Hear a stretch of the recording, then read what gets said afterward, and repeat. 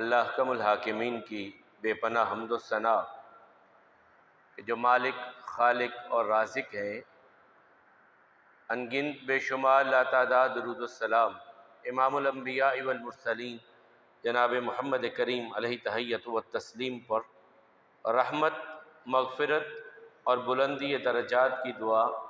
صحابہ کرام، تابعین عظام، ائمہ مجتہدین اور تمام مرحومین مسلمین کے لیے، پوری انسانیت کے لیے امن، ایمان اور ہدایت کی دعا کے بعد سورہ احزاب میں سے 2 آیات پڑھی ہیں۔ اس سے متصلاً اللہ حکم الحاکمین کہتے ہیں، اے نبی صلی اللہ علیہ وسلم کی بیویوں، یا نساء النبی لستن کاحد من النساء، تم زمانے کی دوسری عورتوں جیسی نہیں ہو یا تمہاری جیسی کوئی بھی عورت نہیں ہے۔ ان اتقیتن، اگر تم تقوی اختیار کرنے والی ہو، فلا تخضعن بالقول، تو اپنی بات کو نرم نہ کرو، فیطمع الذی فی قلبہ مرض، تو جس کے دل میں بیماری ہے کو وہ طمع نہ کرے، وقلن قولا معروفا، اور اچھے طریقے سے گفتگو کرو، وقرن فی بیوتکن، اور تمہارا گھروں میں ٹھہرے رہنا، ولا تبرجن تبرج الجاہلیت الاولی، اور جاہلیت کی طرح اپنے بناؤ سنگھار کو ظاہر نہ کرو، واقمن الصلاۃ، نماز قائم کرو، وآتین الزکاۃ، اور زکوٰۃ ادا کرو، واطعن اللہ ورسولہ، اور اللہ اور اس کے رسول کی فرما برداری اختیار کرو، انما یرید اللہ، یقیناً اللہ چاہتا ہے، لیذھب عنکم الرجس، کہ تم سے لے جائے پلیدی کو،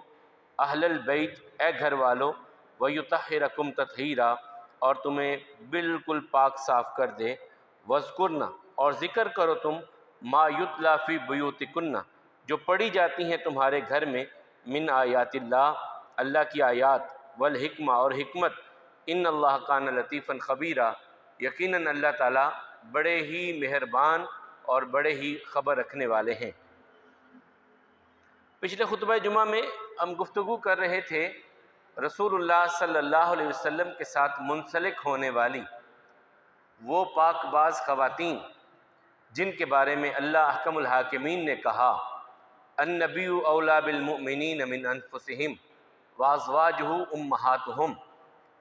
میرے نبی محمد صلی اللہ علیہ وسلم مومنوں کو ان کی اپنی جانوں سے بھی زیادہ عزیز تر ہیں، اور ان کی بیویاں مومنوں کی مائیں ہیں۔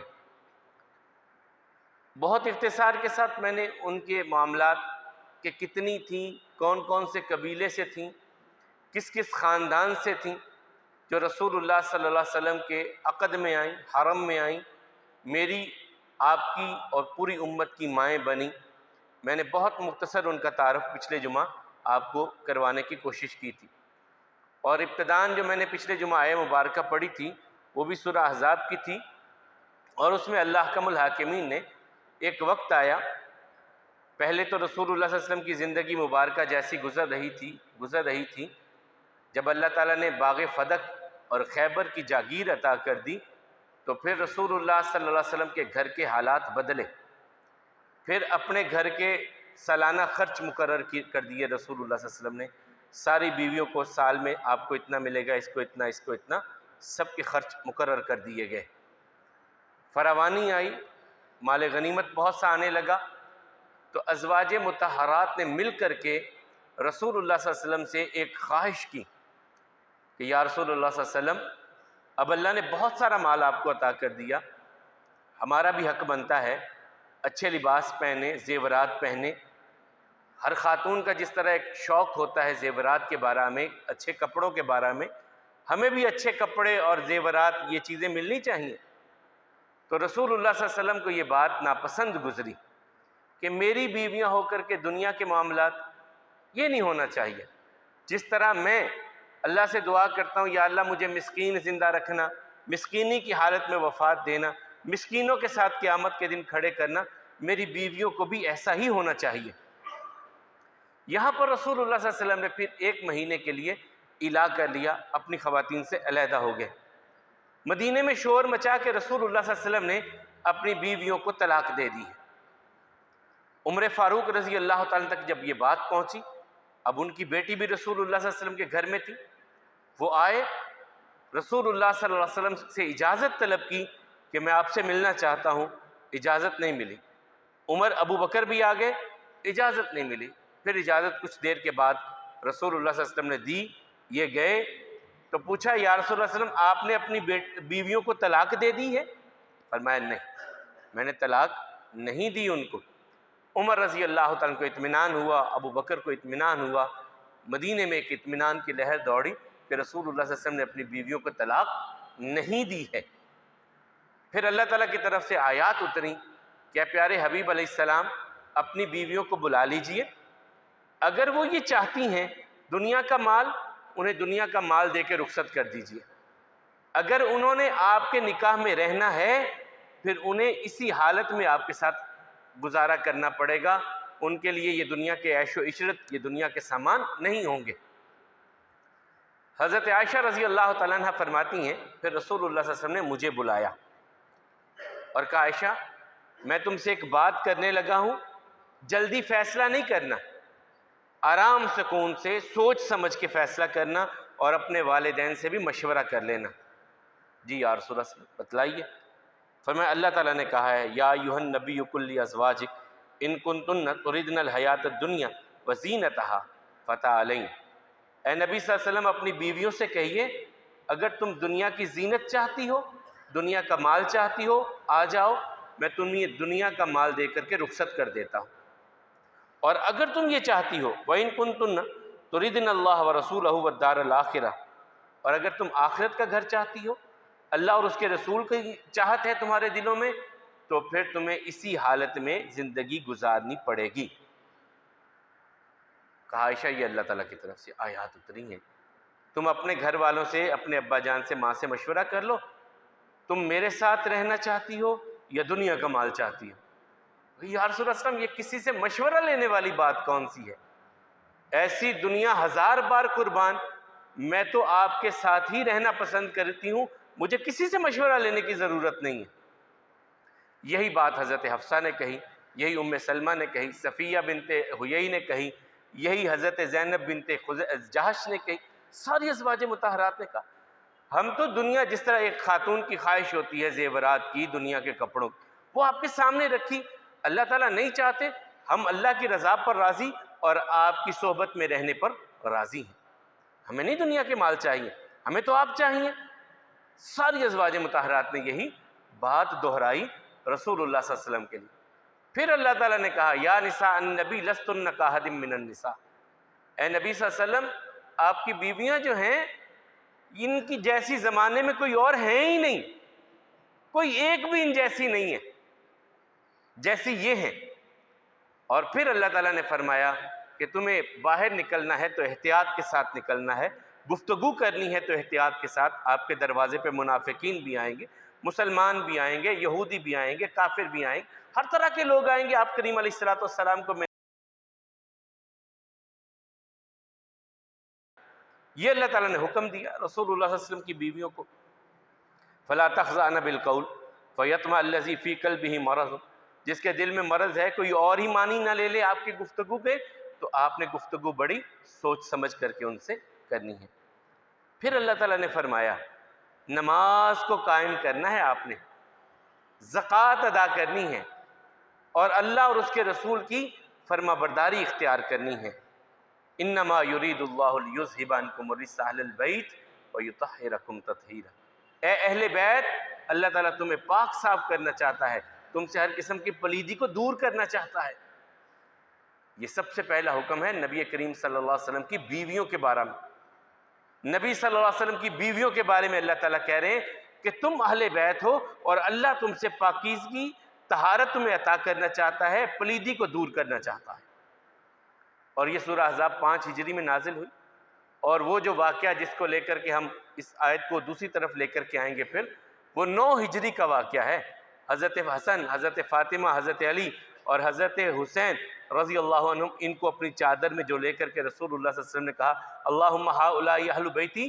وہ 9 ہجری کا ہے، یہ 4 سال پہلے آیت مبارکہ نازل ہوئی ہے۔ بہرحال اللہ تعالیٰ نے پھر نبی کریم صلی اللہ علیہ وسلم کی بیویوں نے رسول اللہ صلی اللہ علیہ وسلم کا ساتھ منتخب کیا، اللہ تعالیٰ نے اولاد بھی عطا کی۔ اب ہم تھوڑا سا رسول اللہ صلی اللہ علیہ وسلم کی اولاد اطہار کے بارے میں اس کی طرف آ رہے ہیں کہ اللہ تعالیٰ نے کتنی بیٹے بیٹیاں عطا کی، وہ کس کس حالت میں رہے اور کب دنیا سے رخصت ہوئے، ان کے بارے میں آج انشاءاللہ بہت اختصار کے ساتھ میں آپ کے سامنے کچھ باتیں رکھنے کی کوشش کروں گا۔ سب سے پہلی شادی تو حضرت خدیجہ سے ہوئی، اور ان کو اللہ تعالیٰ نے پہلے سے 5 بچے عطا کیے ہوئے تھے۔ پہلے حضرت خدیجہ رضی اللہ تعالیٰ عنہ کی 2 شادیاں پہلے ہو چکی تھیں، 5 بچے تھے۔ ہند نام کی بیٹی تھی سب سے پہلے، جس کی وجہ سے ام ہند کہلاتی تھی حضرت خدیجہ۔ پھر ان کی بیٹی ایک ام محمد تھی، اور پھر تھے حالہ، حارث اور ہند، 3 بیٹے تھے پھر ان کے حضرت خدیجہ کے، اور یہ سارے مسلمان ہوئے۔ اور حضرت خدیجہ کے ان پہلے خامدوں میں سے ایک بیٹے کو اللہ تعالیٰ نے اعزاز یہ دیا کہ وہ سب سے پہلے دین اسلام کے لیے محمد رسول اللہ صلی اللہ علیہ وسلم کا دفاع کرتے ہوئے مکہ المکرمہ میں جو شہید ہوئے وہ حارث بن ابی حالہ تھے۔ یہ حضرت خدیجہ کے پہلے خامند کی اولاد میں سے حضرت حارث بن ابی حالہ یہ سب سے پہلے مکہ المکرمہ میں رسول اللہ صلی اللہ علیہ وسلم کا دفاع کرتے ہوئے، جب کافروں نے رسول اللہ صلی اللہ علیہ وسلم کو تکلیفیں دینی شروع کی، یہ آگے بڑھے رسول اللہ صلی اللہ علیہ وسلم کو بچاتے ہوئے۔ انہیں ضربیں ایسی لگیں کہ یہ سب سے پہلے شہید ہوئے حضرت خدیجہ کے بیٹے۔ باقی بیٹے بھی اسلام لائے اور جو ہے وہ نبی کریم صلی اللہ علیہ وسلم کے ساتھ رہے،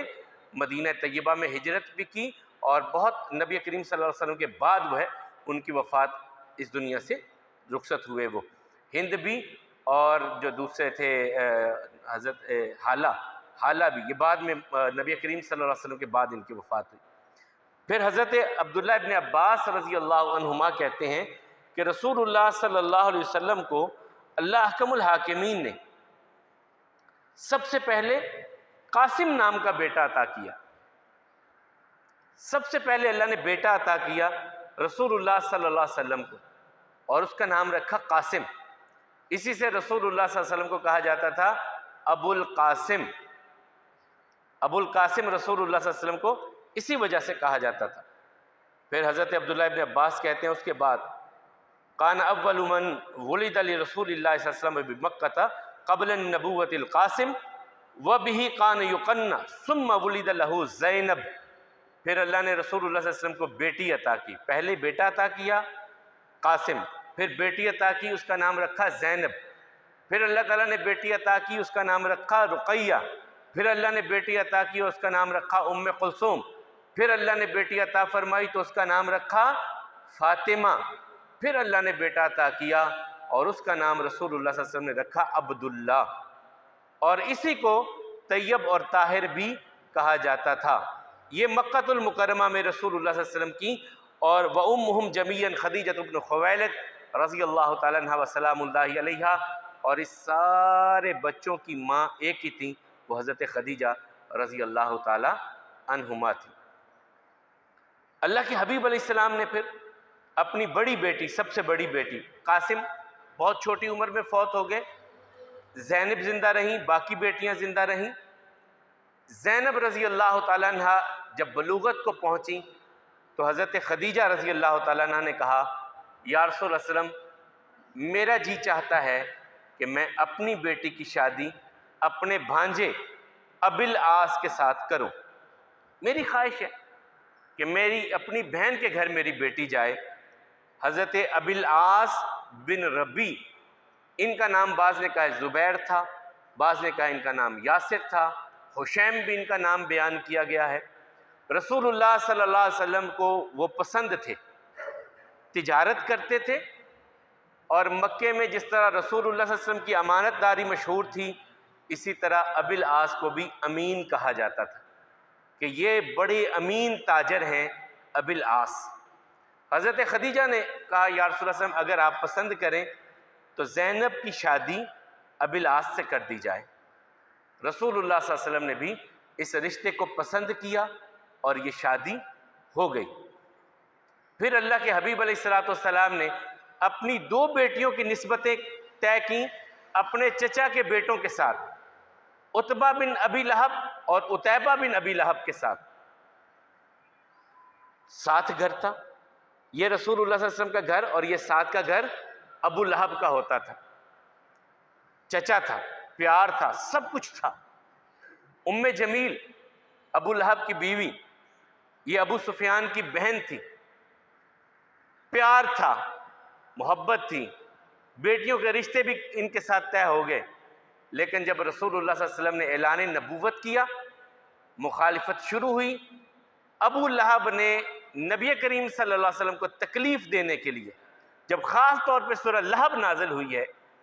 اس نے رسول اللہ صلی اللہ علیہ وسلم کے ان دونوں رشتوں کو توڑ دیا، ٹھکرا دیا کہ اب محمد صلی اللہ علیہ وسلم پریشان ہوں گے اور میں نے ٹھکرایا ہے،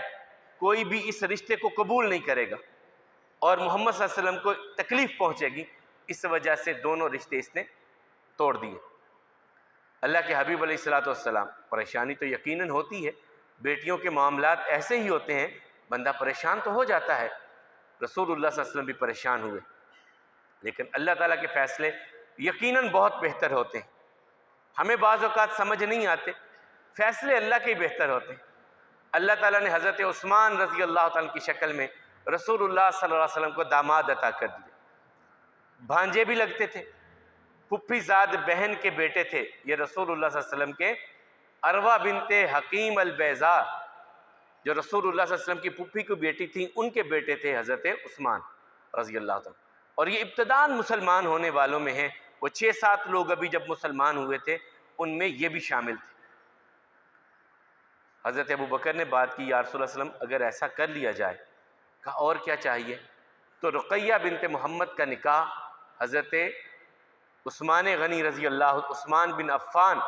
رضی اللہ عنہ، ان کے ساتھ کر دیا گیا. اور یہ مکہ المکرمہ میں نکاح ہوئے دونوں.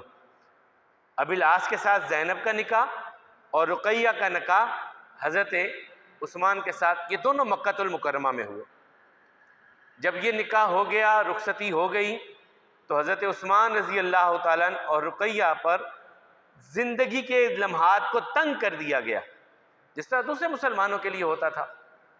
اب رسول اللہ صلی اللہ علیہ وسلم نے اجازت دی کہ تم ایتھوپیا، حبشہ چلے جاؤ، ہجرت کر جاؤ. اور جب یہ جوڑا اپنے ساتھ کچھ اور لوگوں کو لے کر کے ہجرت کرنے لگا، تو رسول اللہ صلی اللہ علیہ وسلم نے فرمایا یہ پہلا جوڑا ہے لوط و ابراہیم کے بعد جو اللہ کی رضا کے لیے چھوڑ کر کے ہجرت کر رہا ہے. یہ پہلا جوڑا ہے جو اللہ کی رضا کے لیے، اللہ کے دین کی خاطر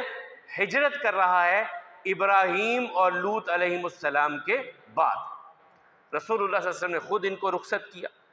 یہ حبشہ چلے گئے. حبشہ سے ایک بار اطلاع آئی، رسول اللہ صلی اللہ علیہ وسلم بیت اللہ میں سورہ نجم کی تلاوت کر رہے تھے. ایسی خوبصورت تلاوت ہو رہی ہو، اب آقا پڑھ رہے ہیں بیت اللہ میں، تو کافر بھی بیٹھے سن رہے ہیں. اور ایسی کیفیت ایک بن گئی کہ سورہ نجم میں سجدہ آتا ہے آگے. اب پڑھتے پڑھتے پڑھتے جب آیت سجدہ پہ رسول اللہ صلی اللہ علیہ وسلم پہنچے، تو آقا علیہ الصلوۃ والسلام نے سجدہ تلاوت کیا. جو مسلمان تھے وہ بھی سجدے میں چلے گئے. اب جو کافر بیٹھے تھے ان پر اتنا اثر تھا اس تلاوت کا کہ وہ سنتے سنتے انہوں نے دیکھا رسول اللہ صلی اللہ علیہ وسلم سجدے میں گئے ہیں، کافر بھی سجدے میں چلے گئے. مسلمانوں نے بھی سجدہ کیا، رسول اللہ صلی اللہ علیہ وسلم نے سجدہ کیا، کافر بھی سجدے میں چلے گئے. اب جن لوگوں نے یہ کیفیت دیکھی، انہوں نے سمجھا کہ شاید سارے کافر مسلمان ہو گئے. آقا نے سجدہ کیا تو کافروں نے بھی سجدہ کیا، مسلمانوں نے بھی سجدہ کیا، یہ کافر مسلمان ہو گئے. اور یہ بات پھیلتی پھیلتی حبشہ چلی گئی. حبشے والوں نے جو مسلمان ہجرت کر کے گئے تھے، انہوں نے کہا اچھا مکے والے مسلمان ہو گئے، پھر ہم نے یہاں رہ کے کیا کرنا ہے، چلو واپس چلتے ہیں اپنے گھروں کی طرف. یہ حضرت عثمان اور رقیہ رضی اللہ عنہم اور دوسرے مسلمان وہاں سے واپس آ گئے مکہ المکرمہ میں. جب مکہ میں واپس آئے تو پتہ چلا یہ تو بات جھوٹی تھی، وہ مسلمان نہیں ہوئے تھے، وہ تو رسول اللہ صلی اللہ علیہ وسلم نے سجدہ کیا تو کافروں پر ایسا اثر طاری تھا کہ وہ بھی سجدے میں چلے گئے. بہرحال یہ ہجرت ایک مرتبہ پھر دوبارہ حبشہ کی طرف ہوئی. تو نبی کریم صلی اللہ علیہ وسلم پھر مدینہ طیبہ میں چلے آئے. مدینہ میں آنے کے بعد مکۃ المکرمہ میں ہی اللہ تعالیٰ نے رسول اللہ صلی اللہ علیہ وسلم کو آخری پھر جو وہ بیٹا عطا کیا تھا، جس کا نام پھر عبداللہ رکھا اور جسے طیب و طاہر کہا جاتا ہے۔ یہ بھی بہت چھوٹی عمر میں، بعض نے کہا کہ 6 مہینے کے قریب، بعض نے اس سے کم بھی کہا کہ اس کی وفات ہو گئی۔ آقا نے اپنے باپ خواجہ عبداللہ کے نام پہ عبداللہ نام رکھا۔ وفات ہوئی تو مکے والے بڑے خوش، تکلیف دینے والوں نے یہ موقع بھی جانے نہ دیا، اور رسول اللہ صلی اللہ علیہ وسلم کے بارے میں کہنے لگے قد بطر محمد استغفر اللہ ثم لا یعذب، کہ محمد صلی اللہ علیہ وسلم کی تو نسل ہی ختم ہو گئی۔ پہلے قاسم بھی گیا، اب بیٹا عبداللہ ہوا، یہ بھی گیا، اب اس بڑھاپے میں کہاں اولاد اور کیسے نسل چلے گی؟ پھر اللہ تعالیٰ نے سورہ کوثر نازل فرمائی، انا اعطیناک الکوثر، ہم نے آپ کو خیر کثیر عطا کر دیا، ایسا خیر کثیر عطا کیا ہے، ایسا آپ کا ذکر بلند کیا ہے، وَلَلْآخِرَةُ خَيْرٌ لَكَ مِنَ الْأُولَىٰ، ہر آنے والا وقت آپ کے گزرے ہوئے وقت سے بہتر ہے۔ اور میں نے یہ آپ کو بات پہلے بھی غالباً کہی تھی کہ ہر لمحہ، ہر سیکنڈ، دنیا کے ان 24 گھنٹوں میں، لیل و نہار میں، کوئی ایک سیکنڈ بھی خالی نہیں ہے جس سیکنڈ میں اشہد ان محمد رسول اللہ کی صدائیں بلند نہیں ہو رہی۔ ایک سیکنڈ بھی اس دھرتی پر ایسا نہیں ہے جس میں اشہد ان محمد رسول اللہ کی صدا بلند نہیں ہو رہی، اور سننے والے صلی اللہ علیہ وسلم نہیں کہہ رہے، وہ نبی کریم صلی اللہ علیہ وسلم کے لیے درود نہیں پڑھ رہے، ایک سیکنڈ بھی خالی نہیں۔ سب سے پہلے کہا جاتا ہے سورج کی کرنیں پڑتی ہیں آپ کے انڈونیشیا کے جزیروں میں، وہاں سے آغاز ہوتا ہے دن کا، اور چلتے چلتے جب آخر پہ شام، آگے ہم یورپ میں پہنچتے ہیں تو واپس اگلا دن آ جاتا ہے، یعنی کوئی لمحہ خالی نہیں ہے جس لمحے میں اذان نہیں ہو رہی، اور اذان میں شہادت رسول اللہ صلی اللہ علیہ وسلم کی نبوت اور رسالت کی شہادت نہیں ہو رہی۔ تو اللہ تعالیٰ نے کہا انا اعطیناک الکوثر فصل لربک وانحر، آپ اپنے رب کے لیے نماز پڑھیے، قربانی کیجئے۔ آپ کا یہ دشمن ہی ابتر ہوگا۔ اب کتنے ہیں جو اپنے آپ کو ابو لہب کی طرف نسبت دیتے ہوں گے؟ ابو جہل کی طرف کون نسبت اپنے آپ کو دیتا ہوگا؟ موجود تو ہوں گے نا ان کے خاندان، لیکن نسبت نہیں دیتے۔ اور ہم جیسے گناہگار، وہ تو اپنے لیے سعادت یہ سمجھتے ہیں کہ آبروئے ما زنا میں مصطفیٰ، کہ ہماری عزت و آبرو یہ ہے کہ ہمارے لیے محمد رسول اللہ صلی اللہ علیہ وسلم کو اللہ نے نبوت اور رسالت عطا کر کے ہمارے آقا و مولا بنایا۔ وہ جو کسی نے کہا میں فقط خاک ہوں، میں فقط خاک ہوں، میری نسبت محمد صلی اللہ علیہ وسلم سے ہے، یہی ایک نسبت میری اوقات بدل دیتی ہے۔ ہماری اوقات تو اسی ایک نسبت کے ساتھ ہے۔ تو اللہ تعالیٰ نے کیا کہا، ان شأنیک هو الابتر، آپ کا دشمن ہی رسوا ہوگا، اس کی نسل ہی ختم ہوگی، آپ کی اتنی روحانی اولاد ہو جائے گی۔ اور جو آقا نے کہا قیامت کے دن میں فخر کروں گا اپنی امت، اور ایک روایت میں فرمایا کہ 120 سطریں پوری انسانیت کی بنیں گی اور 80 میری امت کے لوگ ہوں گے، 40 سطریں جو باقی انبیاء کرام کی امتیں ہوں گی، 80 کے قریب میری امتیوں کی صفیں ہوں گی۔ بہرحال محمد کی وفات، عبداللہ کی وفات بھی رسول اللہ صلی اللہ علیہ وسلم کے بیٹے کی مکۃ المکرمہ میں ہی، اللہ کے حبیب علیہ الصلوۃ والسلام نے وہیں پر ان کی تدفین کی۔ مدینہ چلے آئے، مدینہ میں آ کر کے نبی کریم صلی اللہ علیہ وسلم کی بڑی بیٹی زینب مکہ میں رہیں کہ ان کے خاوند مکہ میں تھے، ام رقیہ جو تھیں حضرت عثمان کے ساتھ مدینہ میں آ گئیں، پھر حضرت زینب بھی مدینہ میں تشریف لے آئیں جنگ بدر کے بعد۔ لیکن اس اثناء میں رسول اللہ صلی اللہ علیہ وسلم کی بڑی سے چھوٹی بیٹی حضرت رقیہ بخار کے ساتھ بیمار ہوئیں۔ بدر کے ایام میں حضرت عثمان رضی اللہ تعالیٰ کو رسول اللہ صلی اللہ علیہ وسلم نے کہا تم میری بیٹی کی تیمارداری کرو، تم بدر میں شریک لوگوں جتنا تمہیں اللہ تعالیٰ اجر عطا کریں گے۔ اللہ کے حبیب علیہ السلام کو اللہ تعالیٰ نے بدر میں کامیابی عطا کی، لیکن ادھر رسول اللہ صلی اللہ علیہ وسلم کی بیٹی رقیہ بنت محمد کی وفات ہو گئی۔ انہیں بقیع میں دفن کیا گیا۔ حضرت عثمان رضی اللہ تعالیٰ نے جنازہ پڑھایا، پڑھانے کے بعد جو صحابہ کرام وہاں موجود تھے تدفین کر دی گئی۔ جب رسول اللہ صلی اللہ علیہ وسلم بدر سے واپس آئے، بیٹی کے بارے میں پتہ چلا تو پھر خود رسول اللہ صلی اللہ علیہ وسلم ان کی قبر پر گئے، وہاں جا کر کے رسول اللہ صلی اللہ علیہ وسلم نے دعا بھی کی اور بیٹھے رہے، روتے رہے، اور تاریخ نگاروں نے لکھا کہ وہاں پر حضرت فاطمہ بھی پھر ساتھ آ کر کے ملی، بہن کی قبر کو دیکھا، وہاں پر آ کر کے بیٹھی رہی، رسول اللہ صلی اللہ علیہ وسلم کو تسلی بھی دی۔ یہاں سے رسول اللہ صلی اللہ علیہ وسلم واپس گئے گھر میں، اور پھر اللہ کے حبیب علیہ السلام نے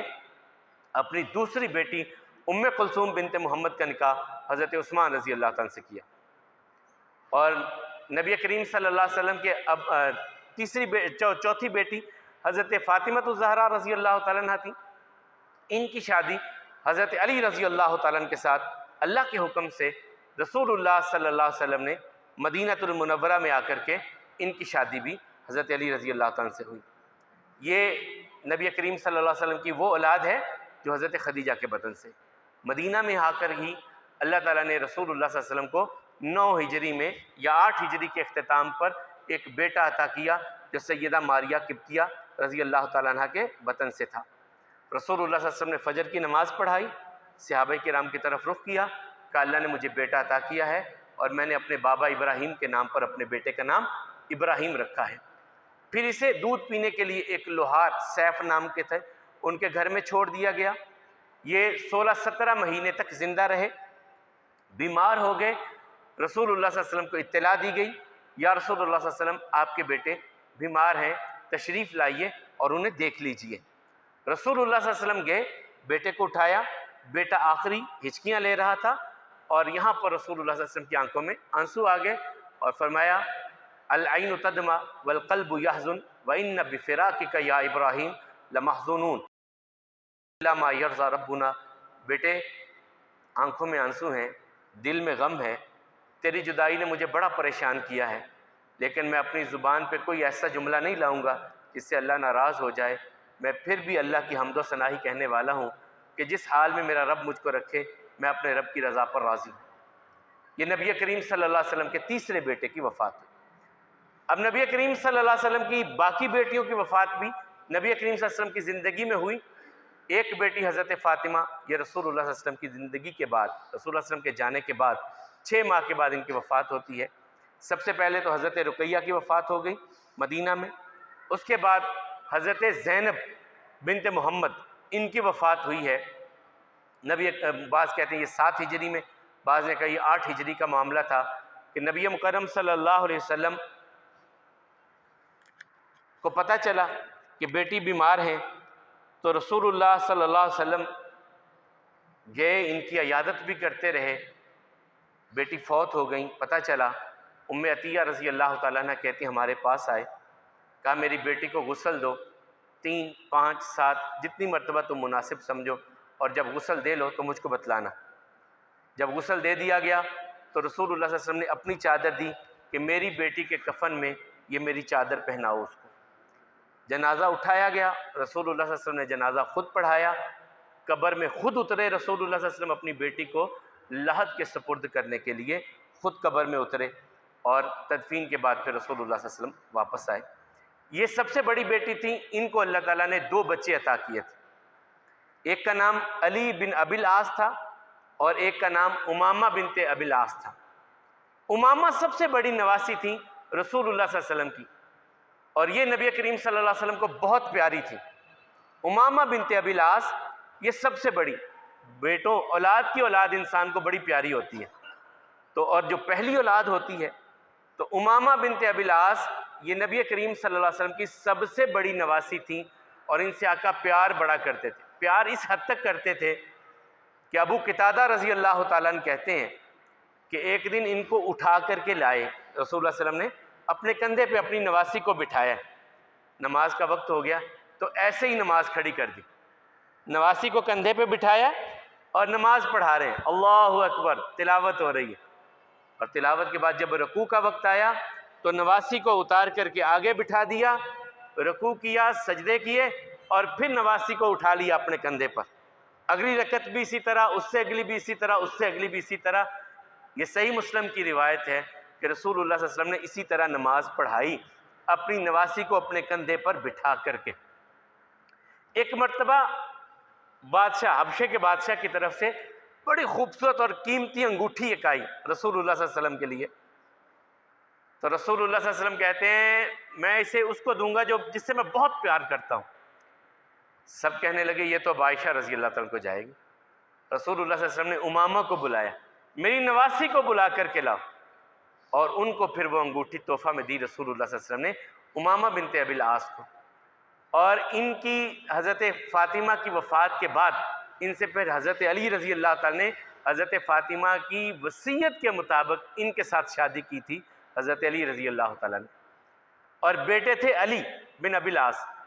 یہ وہ تھے جنہیں رسول اللہ صلی اللہ علیہ وسلم جب فتح مکہ میں مکہ المکرمہ میں داخل ہوئے تو اپنی سواری کے پیچھے جس کو بٹھایا تھا اپنے اس نواسے علی بن ابی العاص کو رسول اللہ صلی اللہ علیہ وسلم نے اپنے ساتھ سواری پر بٹھایا تھا اور مکہ میں داخل ہوئے تھے۔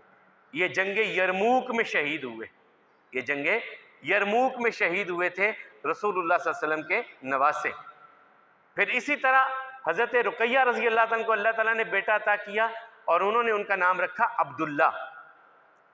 اور یہ رسول اللہ صلی اللہ علیہ وسلم کی زندگی میں ہی 6-7 برس کے قریب ان کی عمر تھی، یہ کھیل رہے تھے کہ مرغے نے ان کی آنکھ میں چونچ ماری اور یہ آنکھ ضائع ہو گئی، لیکن وہ زخم اندر پھیلتا گیا، اسی کے ساتھ ان کی وفات ہوئی۔ رسول اللہ صلی اللہ علیہ وسلم نے خود ان کا جنازہ پڑھایا، اپنے اس نواسے کا بھی۔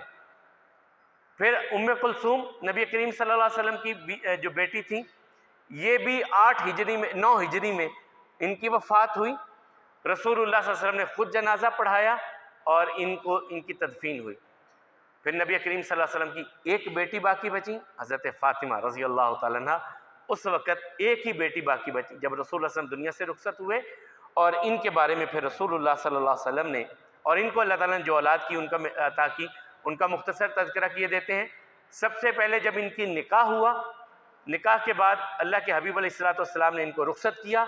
تو ان کے لیے دعا کی، رخصتی ہوئی۔ رخصتی کے بعد اللہ تعالیٰ نے سب سے پہلے انہیں بیٹا عطا کیا۔ رسول اللہ صلی اللہ علیہ وسلم تشریف لائے، گٹی دی، اور گٹی دینے کے بعد پوچھا نام تو نہیں کوئی رکھا؟ کہا حرب نام رکھا ہے۔ کہا نہیں، یہ میرا بیٹا حسن ہے۔ ان کے کان میں جو ترمذی کی روایت ہے، رسول اللہ صلی اللہ علیہ وسلم نے خود آذان کہی۔ صحیح ترمذی کی جو روایت ہے اس کے مطابق رسول اللہ صلی اللہ علیہ وسلم نے خود آذان کہی حضرت حسن کے کان میں، اور اذان کے بعد پھر رسول اللہ صلی اللہ علیہ وسلم نے گٹی بھی دی، اور ان کا عقیقہ بھی رسول اللہ صلی اللہ علیہ وسلم نے کیا۔ اس وقت ایک ہی جانور میسر تھا، اسی کو قربان کیا رسول اللہ صلی اللہ علیہ وسلم نے۔ پھر 1 سال گزرا، اس کے بعد رسول اللہ صلی اللہ علیہ وسلم نے اللہ تعالیٰ نے دوسرا بیٹا عطا کیا، ان کو بھی گٹی دی رسول اللہ صلی اللہ علیہ وسلم نے، اذان کہی، اور ان کا نام حسین رکھا رسول اللہ صلی اللہ علیہ وسلم نے۔ پھر اللہ تعالیٰ نے ایک بیٹی عطا کی جن کا نام زینب رکھا، پھر اللہ نے ایک بیٹی عطا کی جن کا نام ام کلثوم رکھا۔ حضرت علی رضی اللہ تعالیٰ کی یہ 4 بچے حضرت فاطمہ الزہرا رضی اللہ تعالیٰ عنہ سے ہیں، اور یہی آل رسول پھر کہلائی، یہی اطرت رسول کہلائی، اور انہی کو چادر میں لے کر کے رسول اللہ صلی اللہ علیہ وسلم نے ان کے لیے دعا کی۔ تو آج ہماری گفتگو جو تھی وہ رسول اللہ صلی اللہ علیہ وسلم کی اولاد کے حوالے سے تھی، اور اولاد کی اولاد کے حوالے سے تھی کہ رسول اللہ صلی اللہ علیہ وسلم کو اللہ تعالیٰ نے حضرت خدیجہ کے بطن سے 2 بیٹے اور 4 بیٹیاں عطا کی، اور اسی طرح حضرت ماریہ قبطیہ کے بطن سے 1 بیٹا اللہ تعالیٰ نے عطا کیا۔ بیٹے چھوٹی عمر میں فوت ہو گئے، کوئی بھی سن بلوغت کو نہیں پہنچا رسول اللہ صلی اللہ علیہ وسلم کا بیٹا۔ بیٹیاں جمع ہوئیں، بڑی ہوئیں۔ 2 بیٹیوں کی شادی مکہ المکرمہ میں رسول اللہ صلی اللہ علیہ وسلم نے کر دی تھی، اور 2 کی شادی مدینہ میں آ کر کے ہوئی۔ رسول اللہ صلی اللہ علیہ وسلم کی سب سے بڑی بیٹی حضرت زینب کو اللہ تعالیٰ نے 2 بچے عطا کیے، ایک کا نام امامہ بنت ابی العاص تھا، یہ بیٹی تھی۔ رسول اللہ صلی اللہ علیہ وسلم ان سے بہت چاہت کرتے تھے، اور نبی کریم صلی اللہ علیہ وسلم کے حضرت فاطمہ کی وفات کے بعد حضرت علی رضی اللہ تعالیٰ نے جو سب سے پہلی شادی کی وہ انہی سے کی۔ یہ حضرت فاطمہ کی وصیت تھی کہ میری بیٹیوں کے لیے ان کی خالہ کی بیٹی اگر آ جائے گی اس گھر میں تو ان کے لیے معاملات آسان ہو جائیں گے۔ اور علی بنت ابی العاص یہ نبی کریم صلی اللہ علیہ وسلم کے سب سے بڑے نواسے تھے بچوں میں سے، اور یہ واقعہ یرموک میں جو ہے غزوہ یرموک میں وہ شہید ہوئے۔ اسی طرح رسول اللہ صلی اللہ علیہ وسلم کو حضرت کی بیٹی رقیہ رضی اللہ تعالیٰ عنہ، ان سے اللہ تعالیٰ نے ایک بیٹا عطا کیا عبداللہ، وہ رسول اللہ صلی اللہ علیہ وسلم کی زندگی میں اور ہی ان کی وفات ہو گئی۔ پھر حضرت فاطمہ رضی اللہ تعالیٰ عنہ کو اللہ تعالیٰ نے 2 بیٹے اور 2 بیٹیاں عطا کی۔ یہ نبی کریم صلی اللہ علیہ وسلم کے بعد اس دنیا میں رہے، اور انہی سے رسول اللہ صلی اللہ علیہ وسلم کی اطر آگے چلی۔ یہ وہ اشخاص، یہ وہ شخصیات ہیں جن کے بارے میں ہم سب کو تعارف بھی ہونا چاہیے، علم بھی ہونا چاہیے، اور ان کی زندگیوں کو ہمیں پڑھنا بھی چاہیے، کہ جن کے بارے میں اللہ تعالیٰ کہتے ہیں کہ میں چاہتا ہوں کہ تم سے پلیدی کو دور کر دوں اور تمہیں پاک صاف کر دوں۔ ایسی شخصیات کیسی زندگی انہوں نے گزاری، کس طرح کے ان کے معاملات تھے، ہمیں ان کے بارے میں ضرور پڑھنا چاہیے، ضرور دیکھنا چاہیے، اور ہماری اولادوں کے لیے سب سے خوبصورت نمونہ اللہ کے حبیب علیہ الصلوۃ والسلام کے بعد یہی شخصیات ہیں۔ اللہ کم الحاکمین ان کی محبت ہم سب کے دلوں میں پیدا فرمائے، مالک و مولا ہم سب کو ان راہوں پہ چلنے والا بنائے جو راہ جنت کی طرف جانے والی ہیں، اور اللہ کم الحاکمین ہم سب کو، ہماری اولادوں کو، ہمارے بہن بھائیوں کو جہنم کی راہوں سے محفوظ فرمائے۔ مالک و مولا ہم جو پریشان حال لوگ ہیں ان کی پریشانیوں کو دور فرمائیں، تنگ دستوں کی تنگ دستی کو دور فرمائیں، مقروضوں کو قرض کے بوجھ سے نجات عطا فرمائیں۔ صحابہ کرام سر پر ٹوپی امامہ رومال رکھیں، یہ نماز کے حصہ نہیں ہے۔ سوال ہے کہ سر ڈھانپ کر نماز پڑھنا یا ننگے سر نماز پڑھنا، یہ نماز کے حصوں میں سے کوئی حصہ نہیں ہے۔ ہاں رسول اللہ صلی اللہ علیہ وسلم عام زندگی میں ننگا سر نہیں رکھتے تھے، پوری زندگی کی ایک روٹین تھی، لیکن یہ نماز اس سے نہ اجر میں کمی آتی ہے نہ اجر میں اضافہ ہوتا ہے، کہ کسی نے سر ڈھانپ کے پڑھی ہے تو اسے اجر زیادہ ملے گا، کسی نے ننگے سر پڑھی ہے تو اجر کم ہو جائے گا۔ ایسی میرے علم میں کوئی حدیث نہیں ہے کہ رسول اللہ صلی اللہ علیہ وسلم نے اس کو نماز کا حصہ قرار دیا ہو، ایسا کسی بھی حدیث میں نہیں ہے۔ اللہ کم الحاکمین پریشان حال لوگوں کی پریشانیوں کو دور فرمائیں، بیماروں کو شفا عطا فرمائیں، ہم سب کو حلال طیب اور وافر رزق عطا فرمائیں۔ مالک و مولا جو بے اولاد ہیں انہیں نیک صالح اولاد عطا فرمائیں، جن کی اولاد ہے والدین کی فرما بردار بنائے، ماں باپ کی آنکھوں کی ٹھنڈک بنائے، جن کے والدین ہیں ان کی خدمت کی توفیق عطا فرمائے، اور جن کے والدین یہاں سے جا چکے مالک و مولا ان کی قبروں کو جنت کا باغیچہ بنائے، منور فرمائے، روشن فرمائے، ٹھنڈا فرمائے، اور اللہ کم الحاکمین اہل فلسطین کی مدد فرمائے۔ مالک و مولا ظالموں کو نیست و نابود کریں اور ان مظلوموں کی مدد فرمائیں، جس طرح بدر میں حنین میں مالک نے مدد نازل کی تھی رسول اللہ صلی اللہ علیہ وسلم کے لیے، اللہ کم الحاکمین آقا کریم علیہ السلام کی امت کے لیے بھی ویسی ہی مدد نازل فرمائیں۔ مالک و مولا ان سب کے حال پہ رحم فرما، اور جو شہید ہو چکے ان کی شہادتوں کو قبول فرما،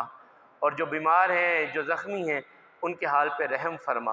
اقول قولی ھذا والحمد للہ، استغفر اللہ لی ولکم ولسائر المسلمین۔